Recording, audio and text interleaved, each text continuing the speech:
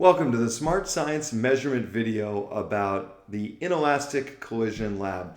This lab deals with objects that have the same mass colliding inelastically. In other words, they stick together, and then what happens after that collision? Let's take a look. So when I scroll to the top of the Explore page, after we've finished our warm-up, you'll notice just a brief diagram of the lab itself, the equipment used. We've got this air track, which creates zero friction for the little colored gliders that are sliding along it.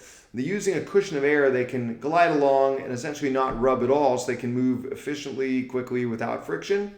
And then, as you can see from this picture here, they're going to hit together and start moving. What happens at that point? The guideline of the lab, just a basic instruction, you're going to want to click on the right side of that incoming glider. That's going to get you the measurements of position and time.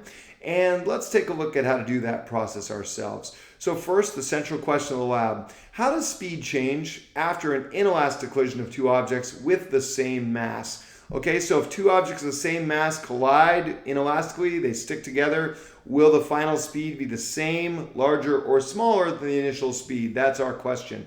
I'm just going to show you how to pick a hypothesis by clicking on one of these. Or if you have a lab that asks you to write the hypothesis, please do that now. And then we're going to pick one of these experiments to run. We've got 6 total, and you're going to want to do all 6 before moving on to your evaluate, explain, and extend. Let's just pick the first one. So here's our first experiment. We're going to press play. You'll notice 2 sort of gold-colored gliders sticking together and moving away from the point of impact. Now, how do you measure? Well, click on the right side of the incoming glider, it says here. So I'm going to do that. Each time I click, the glider will move forward just a touch. It looks like we got about 1/10 of a second each time I click, 100 milliseconds. And I'm just going to watch this glider come in and keep clicking on it. And on the graph, we're going to see distance and time.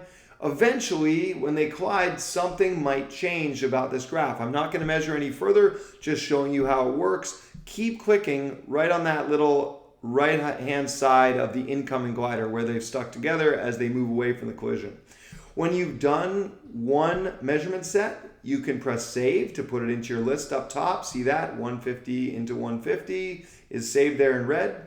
Once you have all the graphs together, any number from 2 to 6, you can press all and compare them. That's really nice. Or if you don't like what you did, you could have always reset and started measuring again before you press save. Hopefully you learn more about how speed changes in an inelastic collision of two objects in this Smart Science lab.